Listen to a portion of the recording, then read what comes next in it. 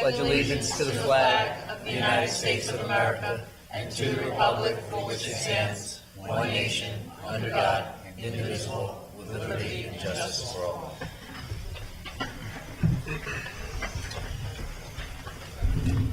Pursuant to the Open Public Meeting Act, Chapter 231, Public Laws of 1975, this meeting has been duly advertised in the Asbury Park Press, issue of June 16, 2016.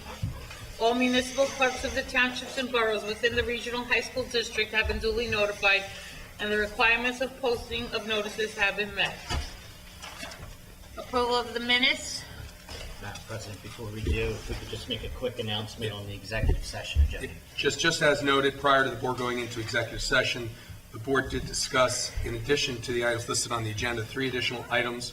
The first being matters of anticipated or pending litigation, number 7, and specifically potential ethical issues.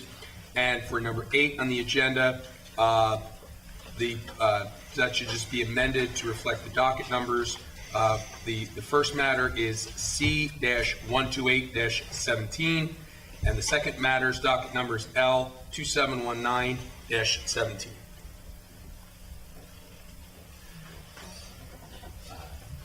No, That was all. Sorry, Madam President. now you can make the motion. Okay. Approval of the minutes, motion. Motion. Second. Any comments or questions?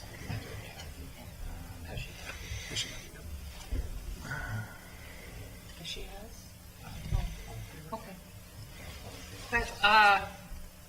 Roll call? Mr. Asatola? Yes. Mr. Corolla? Yes. Mrs. Lavin? Yes. Mr. Messinger? Yes. Mr. Moses? Yes. Mr. Bruno? Yes. Mrs. Satara? Yes. Communications are maintained on file in the office of the board secretary. Superintendent's report? All right, so we're going to open up this evening with a presentation on our transition to the block schedule. So for a little backdrop for folks, a couple years ago during negotiations with the Teachers Association, one of the things that we jointly chose to explore together was developing the parameters to transition the Freehold Regional High School District ultimately to a block schedule. And there's a whole host of reasons for that, and Dr. Hazel and Mr. Dillon are going to go through that momentarily. But one of the things that was important to us was that, we've seen over time a number of districts transition to the block, and oftentimes it's an overnight transition. So, they end June 30th in one year and then start September 1 in the next year, and voila, the block just magically appears. And we wanted to be much more deliberate about that. And so we've taken what will be a total of 3 years of planning, preparation, meeting collaboratively, talking to students, teachers, community members, and really gathering a lot of input about how we were going to go about doing this, most importantly because we wanted to get it right. And so there's been an awful lot of work that's been done in the district, very collaborative. We've had a number of, a larger scheduling committee that was broken up into subcommittees over time, really earnestly engaged in this work over the past few years. And so I'll turn it over to Dr. Hazel and Mr. Dillon to give us an update about where we stand today. Thank you, Mr. Sampson. And to the board, tonight is really giving you an overview of our rotating block schedule that we are implementing in September of 2018. Across the district, as Mr. Sampson said, really in all facets of the organization, stakeholders came together as a community to plan for this new schedule. We really wanted to look at a schedule that can better support our district and school goals and expectations for our students for modern learning in the classroom. That's really the core reason we wanted to make this transition to an extended class period for our students. The schedule that you're going to see, I'm going to show it to you in some detail this evening, is on a 7-day cycle.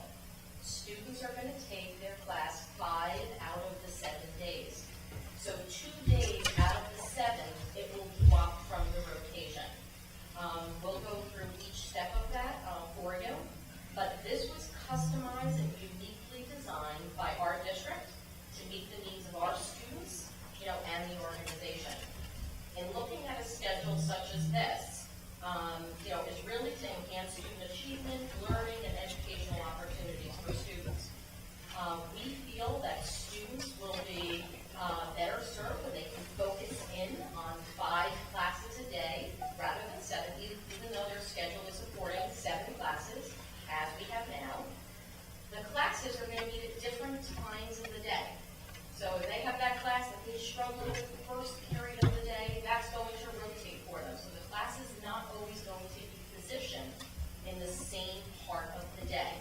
There's going to be an AM rotation and a PM rotation, and we'll show you that exact schedule. As I said, this was really about planning a schedule, to support modern learning in the classroom. We are looking at more focused learning time so that our students are taking a deeper dive into their curriculum and greater depth, in their instructional program. So right now, we presently have 47 minutes. We are transitioning to a 67-minute period, which will afford the teacher and the students really increase opportunities in the classroom for collaboration and greater support, from their instructors. This schedule will also provide for a unit lunch period. Students are going to have 35 minutes for lunch. All of the students will have their lunch at the same time. You'll see through our presentation, and Mr. Dillon will review this also, we have extensive work in across all of our departments, including Mr. Boyce's office, to prepare for this with our food service provider.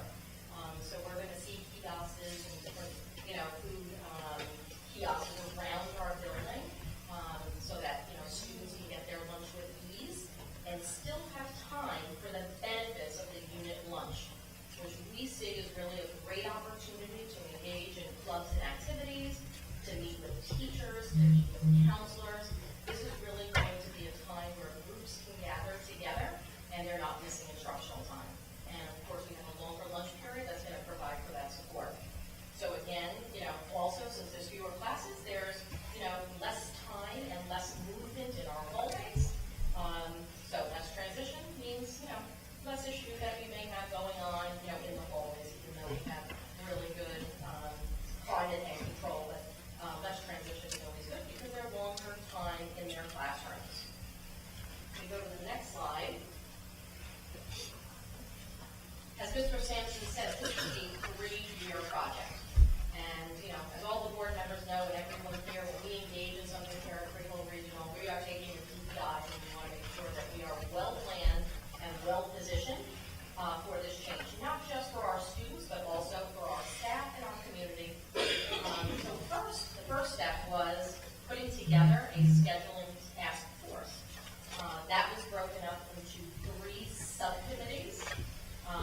One just really looking at our calendar, logistics, the schedule itself, the design of the schedule, everything that goes into managing that schedule.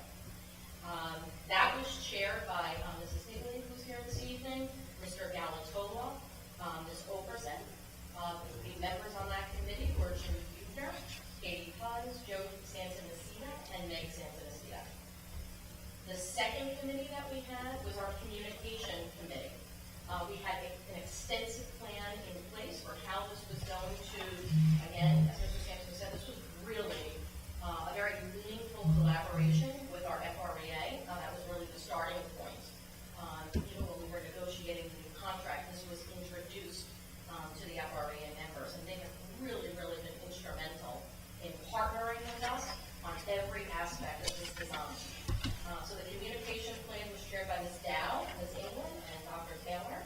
And the members of that committee, Fred Gager, Derek Breckenbecker, Brian Simpson, and Claudia Soldera. Probably the subcommittee that I think, we're most proud of, and really, at a pivotal time right now is the Professional Development Committee. This is something that we started last school year and are really continuing, to work on this school year. I'll talk a little bit about that in a minute. But that was chaired by Mr. Donahue, Mr. Carino, Pat Mahan, Dave Patterson, Sarah Reckenbecker, and Jill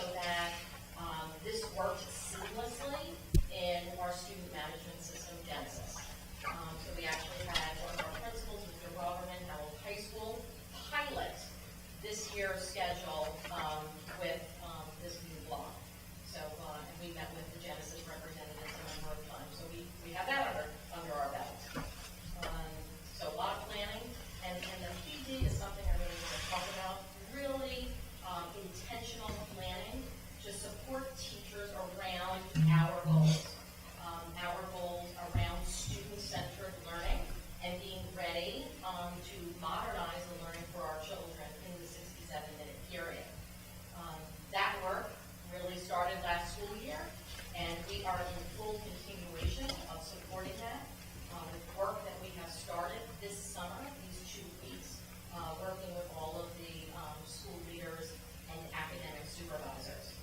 And, just to let the board know, we do have a full-day professional development day on October 9th. That is going to be focused on supporting teachers and designing a 67-minute period, utilizing these student-centered learning strategies and approaches, really culminating everything that we've been doing over the years and giving them an opportunity to work collaboratively within their departments for this design. They're also going to have an opportunity, which we were really excited about, to actually implement the 67-minute period. The class, we're doing that on October 25th and 27th. We will modify our schedule to support giving teachers the opportunity to actually, the lesson that they planned on October 9th, to fully execute it on the 25th and 27th. And then we'll be getting feedback from them to see any other professional development, directionals, or support that they feel they need. A bigger picture, looking at the schedule, really looking to work very, very closely this year with our academic supervisors around instructional planning and planning for, the 67 minutes. Next slide. And Mr. Dillon's going to go into real detail, showing you the schedule, and each of the board members have a copy of this presentation. But as I said, the classes will be 67 minutes. Students will continue, as they are taking this year, to take 7 classes. But with the rotation of a 7-day cycle, that course is going to be 5 out of the 7 days. So they're going to be engaged in, day A to, day G. You'll see the rotation in the morning. You'll see the rotation in the afternoon. We'll show you that. And then obviously the 2 periods drop per day. And we have a visual to represent that. Lunch period is a unit lunch where all of the children will be eating. And again, extensive planning went into that for various locations in the building for the students. Fully supported by, our facilities department as well as food service. And closely working with the administrators to develop any type of their duty schedules to support this. And we are looking at this rotation calendar, like I said, days A to G, having that really cemented and in place. So, for example, if we have snow day, we're not going to the next day. It's whatever is on that calendar for that day, so that if there was an activity or something was planned for that specific day, we can just roll right with it. It's not that we're on a different day. I'm going to have Mr. Dillon go through some of the specifics, and then if any of the board members have any questions, we'll take that at the end. So, Mr. Dillon is now going to partner with me. And I also wanted to take a moment to thank Ms. Howell, who was really instrumental in partnering with me and with Mr. Sampson when we put this together when we launched this 3 years ago. So thank you for all of your contributions and your help in designing this. Good evening. Thank you, Dr. Hazel. So just to kind of speak with you in a little bit more detail regarding the block schedule, you can see the slide up above kind of describes the shift for students. So you can kind of get a picture of some of the enhancements that the block schedule will bring to the Rio Regional High School District. So first and foremost, right now students are on a daily schedule Monday through Friday, meeting for 47 minutes. With the block schedule in 2018-2019, they're going to be meeting 5 out of every 7 days for a total of 67 minutes. So their total instructional time actually will increase throughout the course of the year. You can see transition time. Dr. Hazel spoke about that. Right now, students are transitioning for a total of 7 times per day at about 5 minutes. That's a lot of transition time in the hallway. We're going to cut that down by 2 transition times to 5 total transition times with the block schedule. So again, we're hoping this will bring about more focus into the classroom, less transition time, less downtime for students. Currently, our students have a 28-minute lunch. That's going to increase by 7 minutes to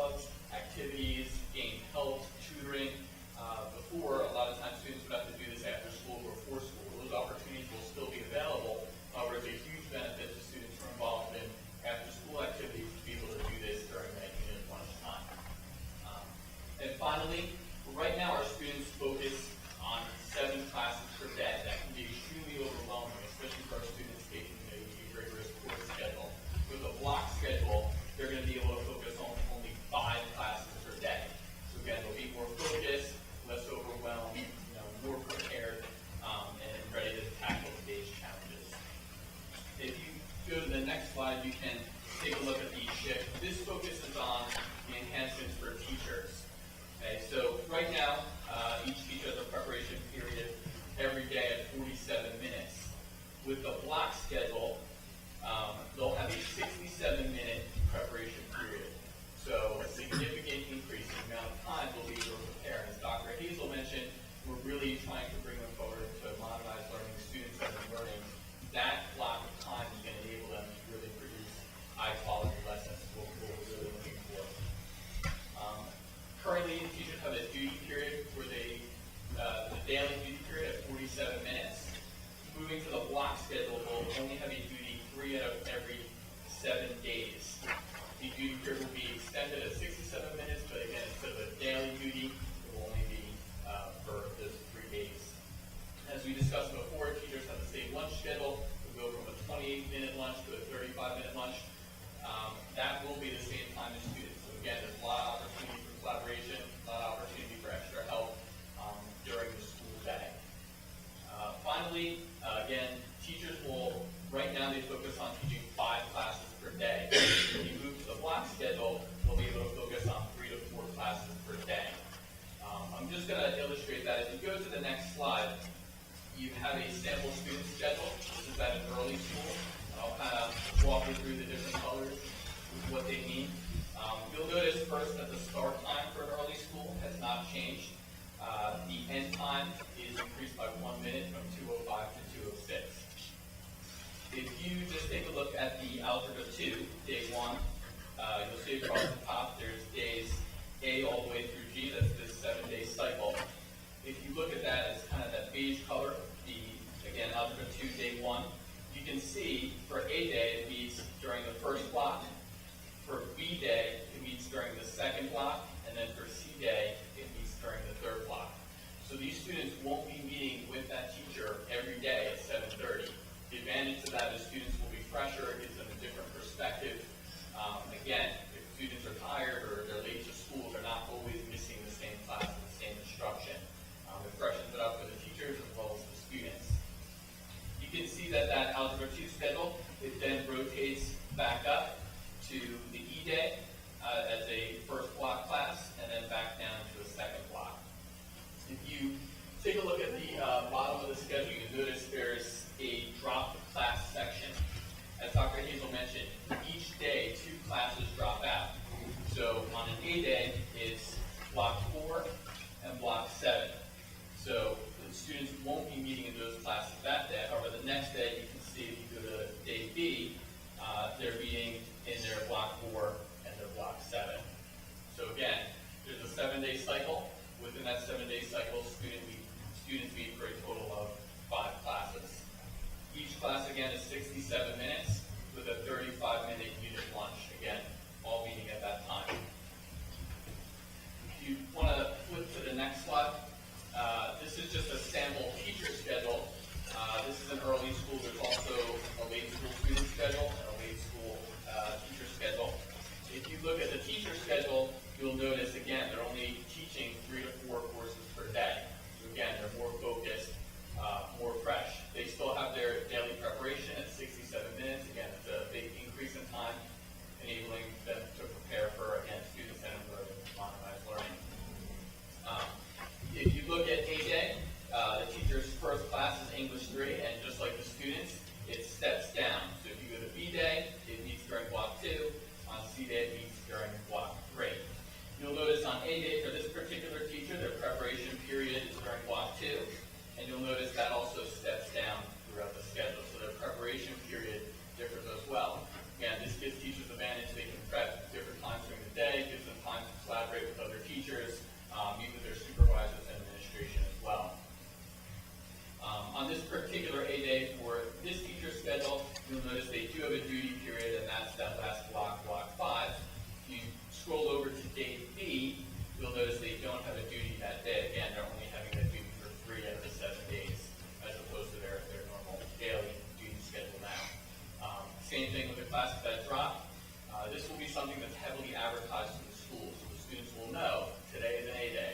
There will be posters up throughout the school. We'll use social media. We'll be on the website.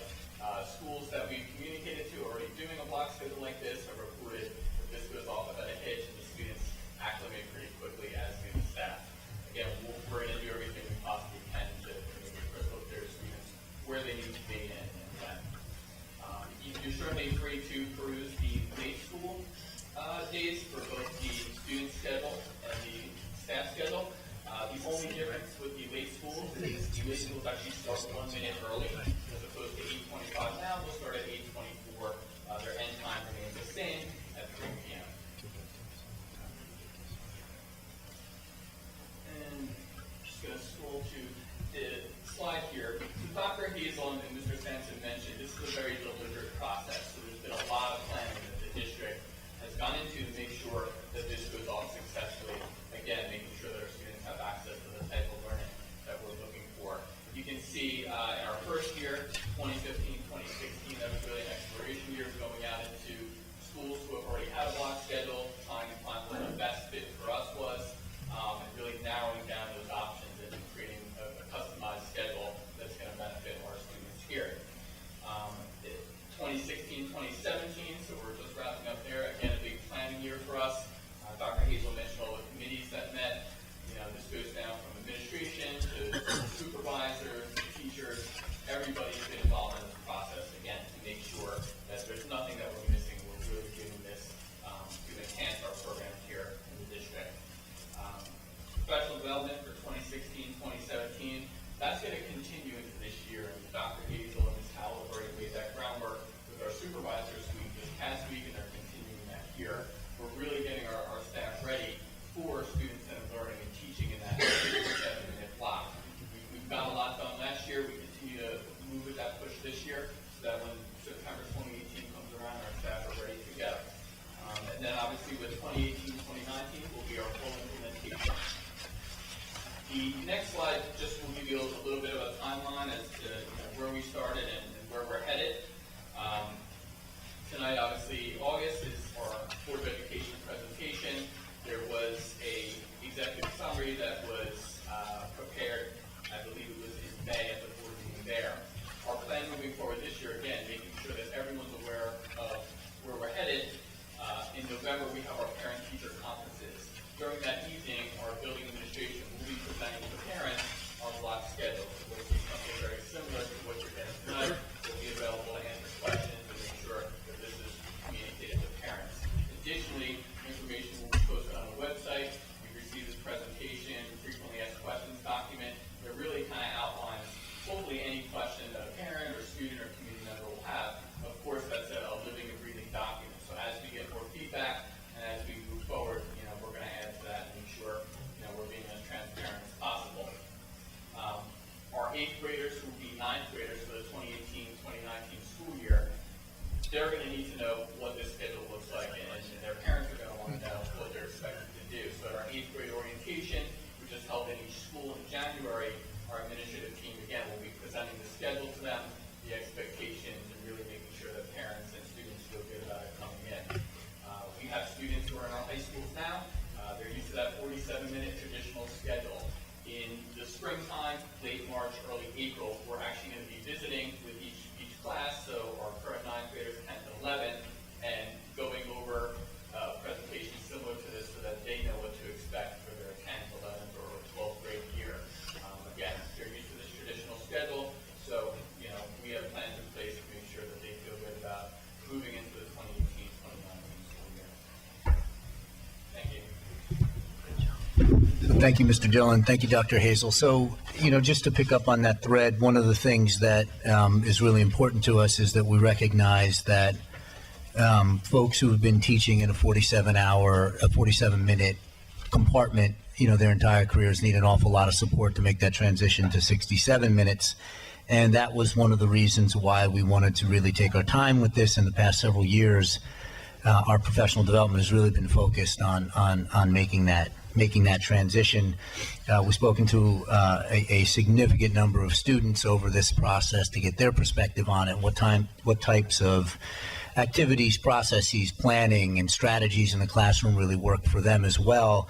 And I think that, in 2017, providing the opportunity for, more authentic learning experiences rather than folks standing up there and talking is something that the district has really been focused on over the past few years. And we're hoping that the transition to the block will provide an opportunity for students to engage much deeper into their learning and for teachers to help assist in that process. And so we're really excited for it. And I think that the deliberateness at which we've done that will allow for a very smooth transition. So thank you, Dr. Hazel. Thank you, Mr. Dillon. Yeah, go ahead.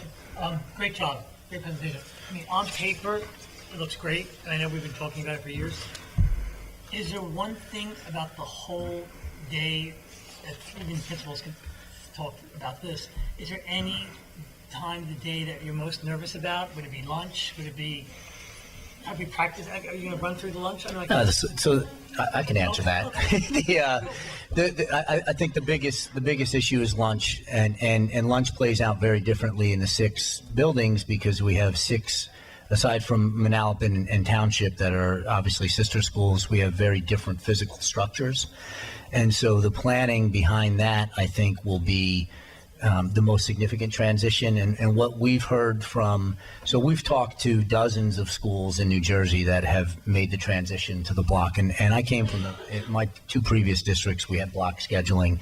And the biggest change was that lunch period and what that looked like, especially the first few weeks of school, how helping students settle in. But conversely, every summer when we put our schedules out, the overwhelming number of calls that we get for parents wanting to ensure that their children have lunch with someone that they're comfortable with, someone that they're close to. I mean, those calls dwarf any other calls we have.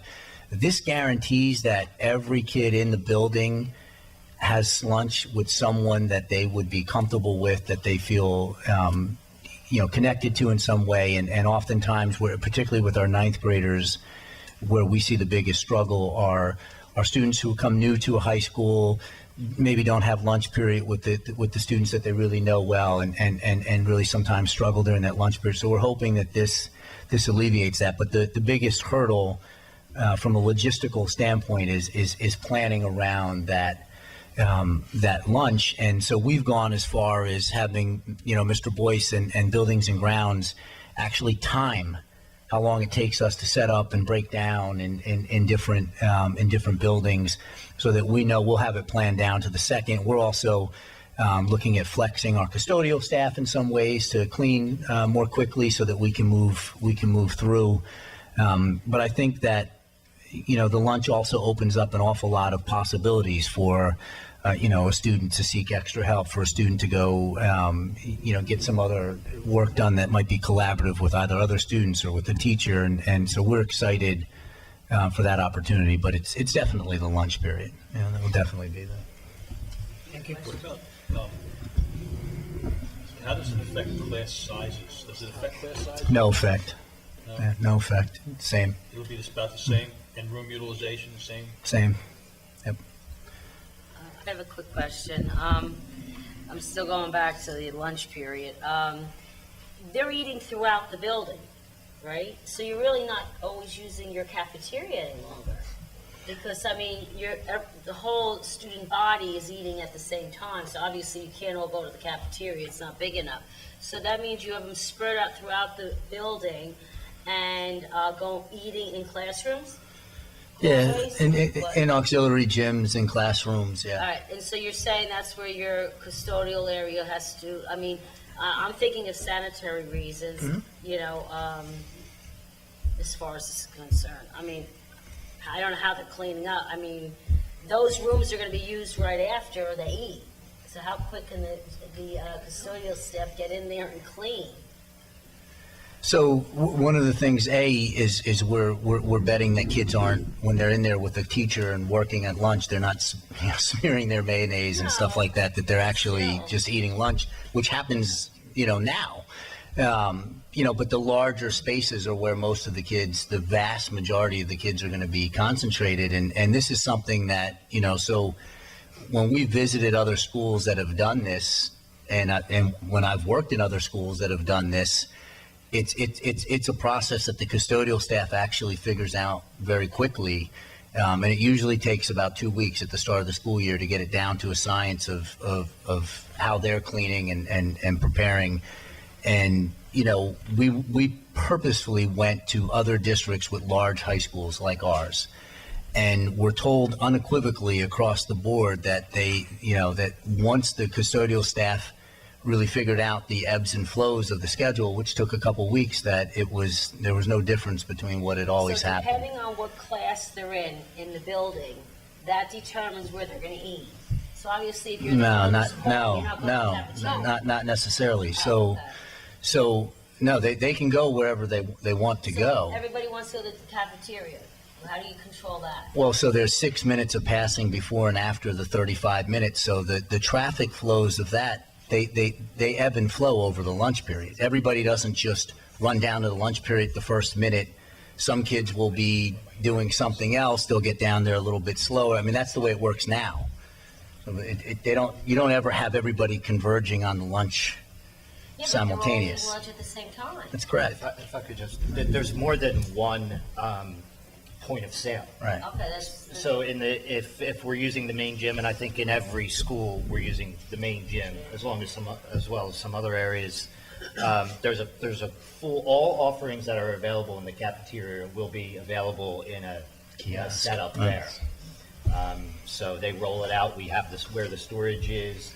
Pomptonian, our food service, backs into when to have that ready to go so that it's out and available for the students. So serving students won't be any more or less difficult than it is in a cafeteria today, because there are either 2 or 3 significant points of sale. And over the first few months, as we learn and tweak it as necessary, if we need to have some other points of sale on a limited basis for certain more popular things to just take off some of the pressure from the 2 or 3 points of sale that are out there, we'll do that. That's And what I'm we'll make saying. those changes. What makes it that one area is not going to be bombarded? Because Because there's multiple areas there's across the multiple building. areas, so and the students will figure it out. They'll figure out where they need to go. I really wanted to see when I went out to Yeah. visit those buildings, what does this look like, and how do kids really find their place? Right. So I mean, the kids are gonna know where they can go, and they do settle into particular. They're gonna go to their areas. favorite kiosk. Kids- Right. Yeah, and in every location, there's going to be an opportunity for their food. So it's not like they have to go to the cafe to get their food. Right. In these alternate locations, they're gonna have the same opportunity to get exactly what they would get in the cafeteria. Exactly. Yes, maybe the first couple days, it's like, oh, do I sit here, do I sit there? Yeah, right, that's what I'm. Yeah. But they'll So find. it's gonna take them a little bit of time, and I think all of them need to be, upfront introduced to where those spaces are and where they can go. But in terms of kind of counting out, what our cafeteria, what's the maximum capacity of the cafeteria, our gym Right. spaces, the wings that we're gonna use for classrooms, and really it's one building where we're using more classrooms than the others, is, this is where you go. If you're meeting a teacher, you may have some free reign to go, Yeah. but it is going to be contained. And we have to make, we do have the plans in place for the supervision, during that lunch period, as well as managing our custodial staff to ensure that all the safeguards are in place, to clean as they would if they were just cleaning the cafeteria. And So there is going to be reallocation of our staff to make sure that that can be done within the same time frame that's done right now. The other thing I just wanted to mention is that it is going to be contained to certain areas of the building. It's not that the students can go anywhere they want to eat. So, and what areas it is depends on what building it is. And that's really mainly for supervision purposes, that they have to be able to staff it properly for supervision, and therefore it's contained. But I think it's important to note that, there are hundreds of other high schools that do this and do it well. And so Pomptonian, our food service provider, they do it in a number of other districts. So they've actually been instrumental with us in helping to plan what that layout might look like in each building, because they've got the experience there. So, we've leaned on them in the planning in terms of what the logistical piece of lunch itself looks like, and they've been incredibly helpful with that. But it's also, we have the benefit of visiting these other high schools where the folks in at least 3 of those cases, the individuals that were there when they implemented were still there. And so they were able to tell us, hey, this is what didn't work for us first couple weeks. Here's the adjustments we made over time. So I think that, we've benefited from, sort of that look back that they've been able to provide us. And we've spent a lot of time in other districts observing their lunch periods and talking to them about how this all flows. So, the feedback from each district has been unequivocally consistent that after the first few weeks where everybody settled in and adjusted, folks liked it better, students and staff across the board. And so that's what the surveys bore out in these other places. And that's what some of our own experience has proven in some of these other places where we've been. And so we feel that it's going to be overall a much better high school experience for our kids under this schedule. So thank you, Dr. Hazel. Thank you, Mr. Dillon. Appreciate it. Just a few more items on my report. So, our summer work is in earnest right now. We began Supervisors Week last week, where all the admins in the district have come together to really focus on making sure that we have tight alignment around our goals, in each of our buildings, but our broader district goals, in that our 6 high schools are operating in a consistent manner in implementing those goals. It's been a really powerful 6 days so far, and obviously that will carry through to the rest of the week. We have our new staff orientation on August 30th and 31st, and that's traditionally split between the central administration, where new staff will be here for a day going through a variety of training, and then a day at the building where the mentor coordinators are facilitating that work at the building with the new staff. We had an awesome opportunity on August 24th last week to dedicate the new field at Howell High School. It's years in the making, and my remarks during the ribbon cutting ceremony was that we were appreciative that the Board of Education, when we looked at the needs a couple years ago, it was clear that from a field utilization standpoint and from the numbers of teams that were playing on one field, that across our 6 high schools, there was a definitive need at Howell High School to upgrade that field in a way that would allow us to use it consistently across our seasons. And so that happened, came to fruition, and the field looks beautiful and on time and ready to roll. So we feel very, very good about that. Our district convocation is scheduled for this Friday, September 1st. The morning usually begins with my address to the staff, and we have a theme every year. This year the theme is reflection. Once my remarks are concluded, staff will go back to their buildings, and we have some real powerful professional development plan for them in each of their buildings, which I think that we will hit the ground running, being very tightly aligned across the district this school year. And then September 5th, our 9th graders will be here for orientation, and September 6th will open for students. And this week on August 31st, Mr. Boyce and I have our final walkthrough across the district to inspect all the facilities, and there's been an inordinate amount of work done this year that we're really proud of. So that will be conducted on August 31st prior to us opening for students, and we're really excited to welcome the new school year. That concludes my report.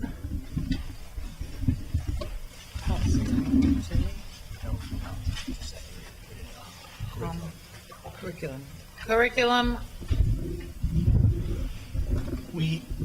I don't think this is on, so hopefully I could speak loud enough, but this evening at 6 o'clock, we had a curriculum committee meeting, and you'll see on the agenda tonight, we're approving curriculum documents, which we were all sent links on. Then we had a presentation on the Summer Academy and AP Bridge programs, which were very successful this year. Actually, there were 218 students that came to AP Bridge, which is up significantly from last year. In fact, next year, we're going to have more sections in U.S. history. So the district continues on the path of having more of the students take AP classes. And in terms of original credit classes over the summer, we also had to have a cap on that, because that also was proven to be very successful. With respect to magnet programs, we saw the fact that we're changing the application process. More of it's going to be going online, and we saw a demonstration of what it's going to look like. It's very, very impressive. On September 5th, 2017, the website for this is going to be live, and the online application starts October 2nd. All the 2017 open house dates are out. The first one is coming up pretty soon. It's October 2nd for law enforcement and public safety. And of course, our staff's going to go out to every middle school in the district to inform students on the program. And actually, that's starting in 2 weeks. It's hard to believe. And one of the other good things about this new process with respect to the application is when the student applies, they're going to be able to see where their application is in the process, because there's a bunch of deliverables that you have to have when you submit this application, and you're going to be able to go online and see what deliverables are in the system and which ones the district is still waiting on. And with respect to the magnet programs, we also got a presentation on the yield report, because what the administration does is they interview students who decline admission. And there were 167 students who declined admission last school year, which was a slight uptick. And as always, what it really came down to is the Monmouth County vocational schools ended up taking more students from our district. So what we did is we saw the data on each of the academies and how they've managed the programs to make them attractive to new students. For instance, we saw how a new chef has made culinary arts a program with higher yields. And then, as Mr. Sampson said, it was Supervisors Week, so we wrapped up the meeting just by hearing about how the curriculum and instruction department focused on some things with the supervisors. They had went over their goals, just to be clear, with all the supervisors, and then there was also some talk of the development of the rotating block schedule. And that's it. Thank you, Mr. Messenger. Public participation. Before I call any names, you'll be limited tonight to 3 minutes of speaking. There'll be no communication back and forth. Just state what you need to state, and we'll continue from there. So the first up is Jamie Cancel.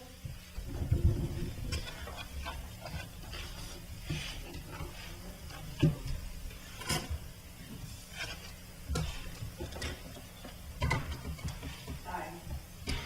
I'm a former student of Dr. Coleman, and in high school, it was really rough for me. In my senior year, I found out I was pregnant, and being terrified of who his father was because I was a battered woman, I went to Dr. Coleman and told him I wanted to drop out of high school and end my life. It is because of Dr. Coleman I am standing before you today to testify, because I promise you I had every intent to go home and kill myself because I was not as fit in my mind to be a mother to my 8-year-old son. I thought my life was over and that I would be killed when I told him, and I confronted his father. So I said it would be easier to end my life the easy way than let him do it for me and feel every ounce of pain that he would put me through. There were many days through my high school years, especially in my senior year, that I did not want to be around anybody, and I didn't trust anybody, and I wanted to be alone. And Dr. Holman would not stand for that. I had very many days, well, appointments, I should say, not days, where I was in his office to have lunch with him, because I couldn't stand being around anybody or letting anybody know what was going on with me, because I felt that low about myself. And no matter if he was in a meeting or what, if he looked through that window and I was sitting in his thing and he saw a look on my face or anything, he'd come out and say, "Are you okay? Do you need me to stop what I'm doing?" And I'd say, "No, finish what you're doing. That person's just as important." And he'd tell me to just sit and wait. If I needed to be alone, I could go sit in a conference room in the back. Most of my lunch days started there till he was finished, and then he'd sit with me and we'd talk about it, and he'd make sure that I was okay. So when I read these charges that you guys have made against him, or the school has made against him, I cannot believe it. Because he never, and all the times that I would yell, rant, break, and scream at him, telling him that he didn't know anything, he didn't know my life, he didn't know what I was going through, the pain I felt, he found it in his heart to truly level with me and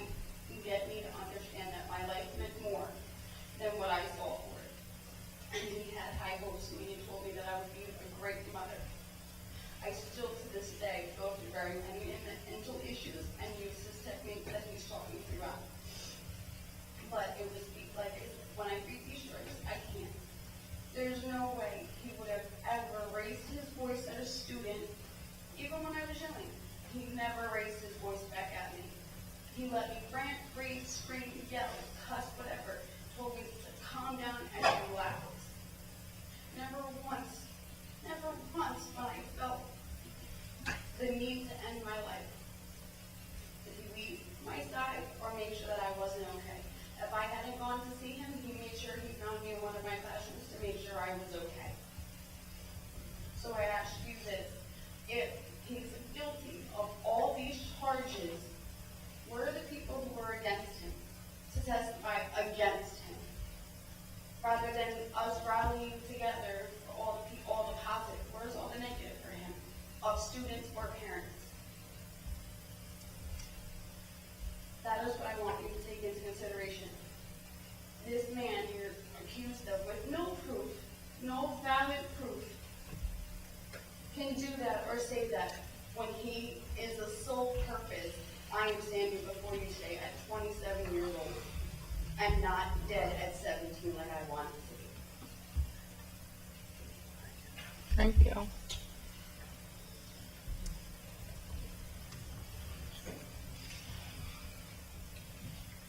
Rini Rankin?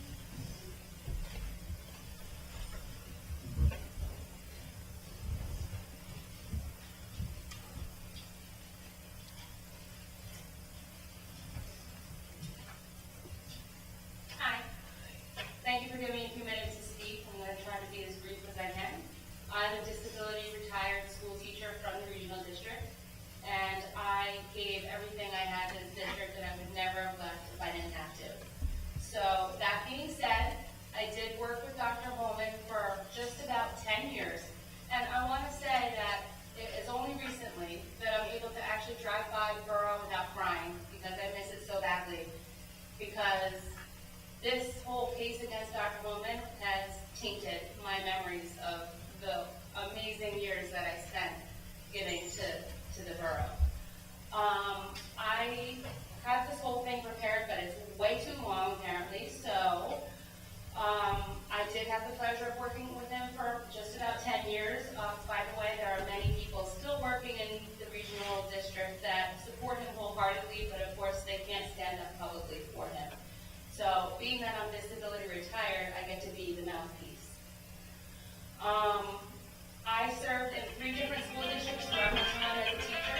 I've met many different school psychologists through the years.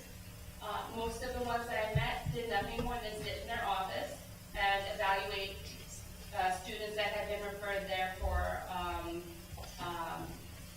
the child study team.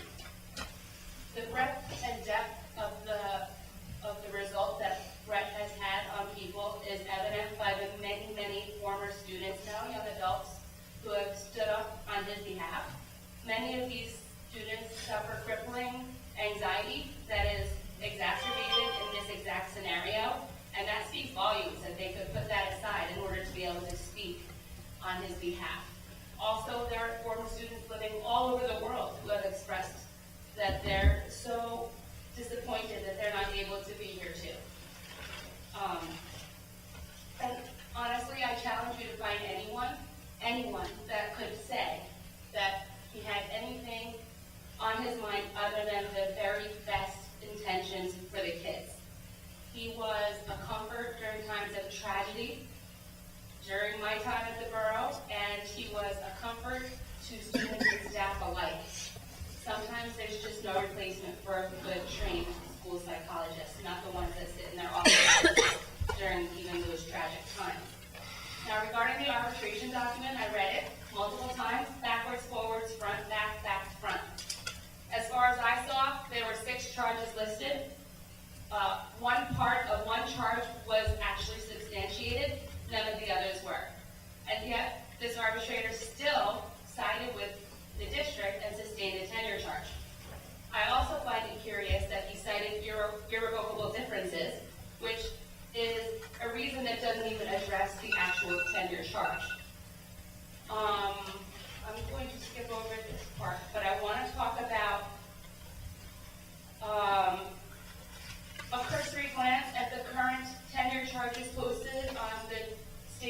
Jersey Board of Education website puts Brett Holman in the same category as teachers who blatantly disregarded the welfare of their children, compiled excessive absences, stole school equipment, made inappropriate and incriminating remarks on social media, and were ineffective in their jobs, according to Teach NJ. Brett Holman had 12 years of stellar evaluations. So I would say that's highly effective is the current translation to Teach NJ. If his only motive was ever in the best interest of the population he served, which is a population that often needs a strong advocate yet doesn't have one, and if advocating too hard for a child equals conduct unbecoming, then I could have been fired many times as well.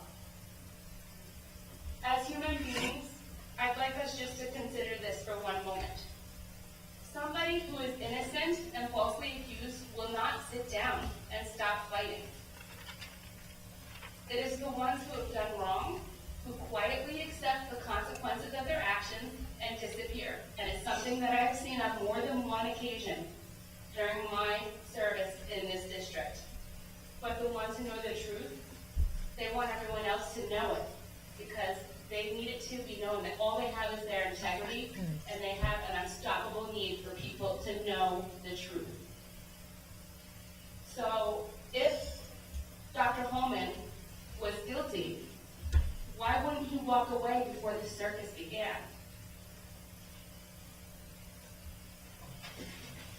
Thank you.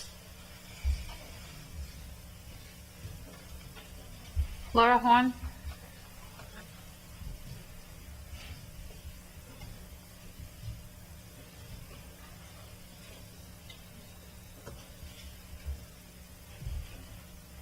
Thank you for the opportunity to speak tonight. My name is Laura Horn, and I have lived in Freehold since 2001 with my husband, Mike, and our 3 children, who all graduated from the borough. Chad graduated in 2006, Kyle in 2012, and Melanie in 2013. My husband and I met Dr. Holman during an IEP meeting for Chad, who had an ADD problem and had social issues with his peers. Dr. Holman took every opportunity to mentor Chad, and we always appreciated it as Chad had very few friends his own age. Our son Kyle also had ADD, and so our IEP meetings continued with Dr. Holman throughout the years. So we definitely got a sense for who Dr. Holman was and his professionalism as a counselor, as a high school counselor. His practice of getting on the kids' level to connect with them is what I think the kids appreciated and admired most about him. We did too. There have been a lot of tragedies in Freehold, and unfortunately our family experienced our own when Chad was 22 years old and killed by a drunk driver in 2010. The entire community, including the high school, were very supportive, especially Dr. Holman and his staff in the guidance office. Kyle was a junior at the time, and Melanie was a sophomore. And Dr. Holman took every opportunity to make sure our kids were okay. I went through some old emails recently at work to remind myself of some of these examples. There's a presentation that the high school does just before senior prom, where they get the kids together, and I don't know if it's necessarily about drugs and drinking and driving, but it's in that instance, and our kids were excused from that. And I didn't ask for it, I didn't even know the program existed, so when Melanie and Kyle came home from school and told me that, Dr. Holman pulled into his office to sit with him while this program was going on. I was more than grateful. And then another time, I had got an email where Melanie had gone to Dr. Holman looking for some direction of whom she could speak to about her ideas of community service and sharing her brother Chad's story to prevent future DUI accidents. He was very supportive, and again, I could not thank Dr. Holman enough. I am not entirely clued in as to the accusations against Dr. Holman, although I have a much further education now. I try to avoid bad press at all costs. I just can't deal with these sorts of things. But after all, his support that he gave to me and my family family during our darkest days, I couldn't help but come here and just tell you that what comes around goes around with Dr. Holman, I feel, and my personal opinion is professional, who should be applauded, not what's going on right now. But thank you for your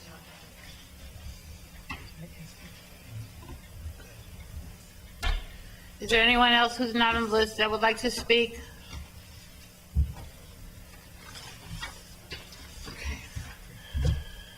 Mrs. Terry. Just some amendments and an addenda to the agenda. The yellow paper you have before you, there's also a stack in the back of the room, adds one name to G1, approval of resignation, Leslie Kenny, as identified on this yellow sheet. And also on G3, there's an additional name, Jason Munch, that's detailed on that sheet. In addition to that, on G14, where we list 6 period assignments, there are 4 that need to be removed from that list. Marlboro High School Science, so for the bottom 4. On G14, the names are Denise Glynn, Dr. Richard Malik, Denise Alart, and Justin Sun. So we'll remove those, so the agenda as amended. I'd like to take the agenda in one piece, G1 to K2.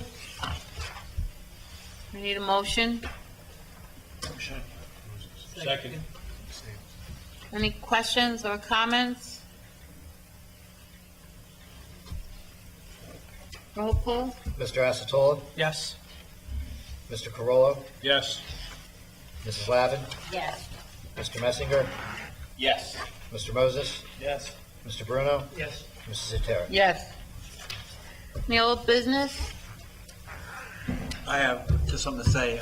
We have a person retiring at Freehold Borough, Nick Tabor, who worked there for many decades, and I know he's going to be missed, particularly by his students and the staff.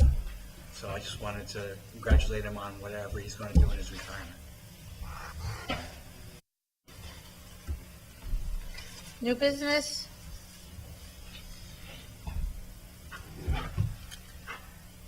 Adjournment? I need a motion. Motion. All in favor? Oh, a second. Second. All in favor? Aye. I know.